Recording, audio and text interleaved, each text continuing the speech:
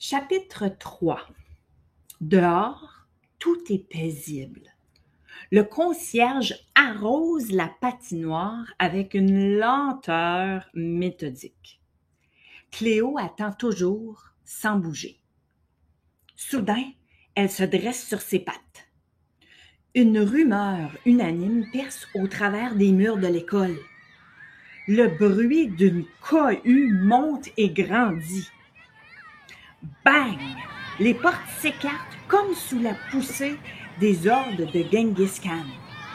Les écoliers se ruent à l'extérieur, lançant dans les airs sacs et tucs en criant « Vive les vacances! Fini l'école! » Plus fort que tout ce tumulte, les notes aiguës et fausses du clairon retentissent comme pour mieux donner la charge.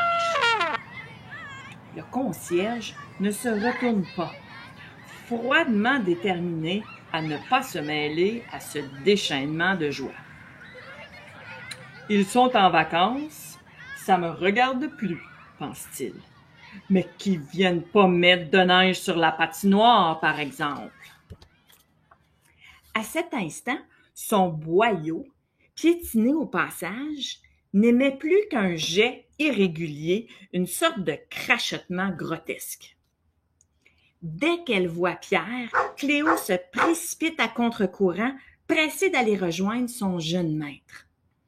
Au moment où la chienne passe derrière lui, Luc produit un « couac » le plus désagréable qui soit jamais sorti d'un clairon. Cléo s'arrête net. Personne ne lui a jamais dit qu'un clairon n'est pas dangereux. Aussi s'imagine-t-elle que cet objet tapageur attaque Luc et, sans hésiter une seconde, Cléo saisit à pleine gueule l'un des pompons qui pendent de l'instrument. Horrifié de voir brusquement son clairon pris à partie, Luc tire de son côté et crie à la bête de lâcher prise. Cléo croit que Luc veut l'aider. Elle gronde de plus belle et donne des coups de tête plus secs encore. De désespoir et de colère, Luc parvient à chasser l'animal d'un bon coup de pied. Mal à l'aise jusque-là, Pierre essayait de calmer son bêta d'animal, mais il ne peut tout de même pas accepter le geste de Luc. « Cléo a pas fait exprès. T'as pas d'affaire à la frapper, » lance-t-il, ponctuant sa phrase d'une poussée sur l'épaule. Luc lui remet sa poussée. Tout à l'heure se passe très vite. Cléo revient essayer de s'en prendre au pompon. Luc veut lui donner un autre coup de pied. Cléo se sauve. Luc va la poursuivre, mais Pierre l'en empêche. Les deux garçons s'empoignent avec vigueur. Ils se prennent par la tête et s'agrippent les cheveux réciproquement, si bien qu'ils sont tous deux immobilisés. Dans la cour de récréation vide, ils ne sont que trois à assister à l'accrochage. Petit Jacques, toujours en admiration devant Luc, s'inquiète avec nervosité. « Hey, ils vont se faire mal! Faut les séparer, les gars! » Ni Chabot, grand amateur de bagarre, ni Jean-Louis n'interviennent. Ils attendent plutôt l'épuisement des adversaires qui refusent de se laisser, chacun étant trop orgueilleux pour céder le premier. Le concierge les a vus. Oubliant son principe de non-intervention, il se dirige vers eux. Petit Jacques réclame avec plus d'ardeur. « Lâchez-vous, les gars! V'là le bonhomme la perle! » Oups, on se sépare immédiatement et les garçons quittent la cour d'école d'un pas pressé. Le concierge retourne à sa patinoire, un sourire de satisfaction sur ses lèvres, fier que sa réputation fasse encore de l'effet sans qu'il ait jamais vraiment à lever le petit doigt.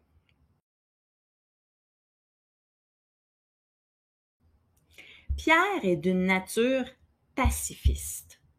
Pendant que les 5 garçons marchent ensemble dans la rue du village, il ne dit mot, se contentant de retenir Cléo près de lui.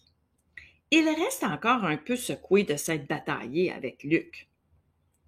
Luc aussi est affecté par cette chicane, mais il ne le laisse pas paraître. Il fanfaronne, claironne et joue aux militaires en donnant des ordres que Chabot et Tigeac exécutent aussitôt, s'amusant à faire les soldats.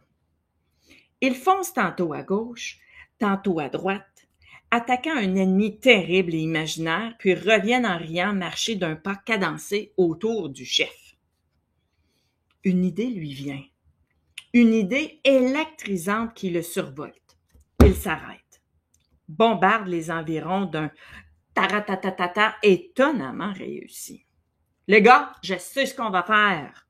On va se diviser en 2 armées pour faire une grande bataille de boules de neige.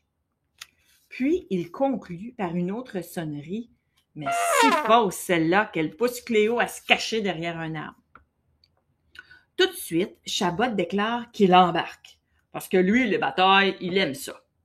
Emballé lui aussi, Tigeac dit « Puis toi, Luc, tu serais mon chef d'armée. » C'est bien l'intention de Luc. Qu'est-ce que ça donnerait de proposer un jeu de guerre s'il n'était pas à la tête d'un des clans? Et même, pense-t-il, il vaudrait mieux que je m'arrange pour que ce soit moi qui gagne. Pierre et Jean-Louis démontrent peu d'empressement à se rallier à son idée. « Ça donnerait quoi, ce jeu-là? » font-ils. Ne pouvant certainement pas leur dire ce que lui attend de ce jeu-là, Luc y va d'une autre invention qu'il dévoile, un éclair dans les yeux, question de la rendre plus alléchante. Un butin de guerre. Chaque soldat de chaque armée apporte quelque chose pour mettre dans un butin, puis les gagnants le gardent. Un butin comme dans une vraie guerre, s'écrie Chabot au comble du ravissement. Cette trouvaille parvient à rallier chacun. Pour faire bonne mesure, Luc ajoute qu'il pardonne à Cléo d'avoir abîmé son clairon. De son côté, Jean-Louis accepte l'idée, même s'il soupçonne encore une manigance de Luc. La décision est prise. Pierre et Luc vont appeler les amis habitant sur leur côté de la rue et à 2 heures précises, on se réunira à la vieille grange pour établir les règles de guerre, séparer les camps. À 2 heures pile, insiste encore Luc, alors que les garçons tournent un coin de rue.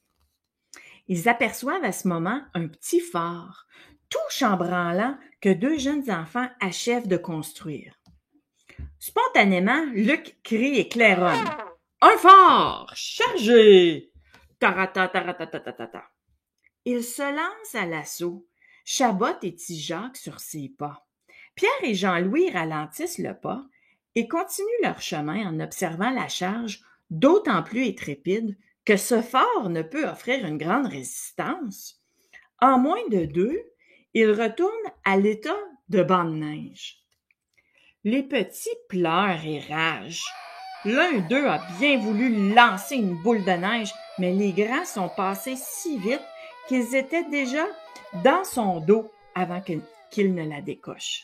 Debout sur les vestiges du fortin, Luc adopte la position du conquérant. Exubérant, il lève les bras en signe de triomphe. Hi hi, on a gagné, on est les meilleurs. C'est alors qu'apparaît la mère des petits, alertée par tant de cris et de pleurs. Elle ne ménage pas ses mots à l'égard de ces mal élevés qui s'en prennent à plus petit qu'eux. Pour Luc et ses acolytes, c'est le repli stratégique.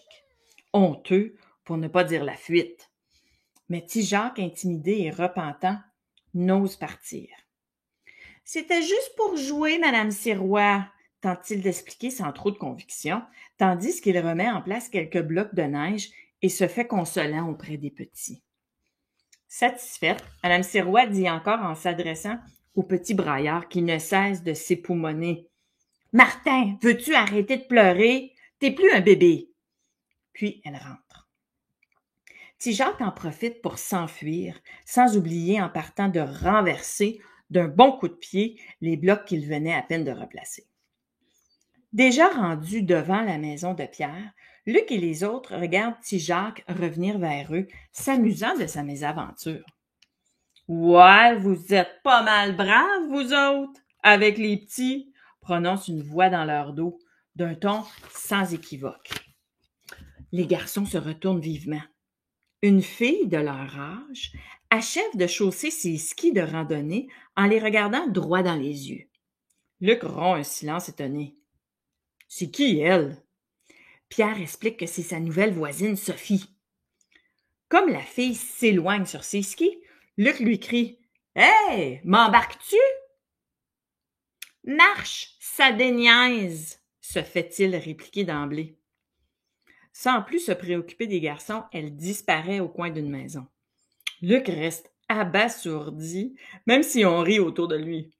Jean-Louis, surtout, est ravi qu'il ait trouvé à qui parler.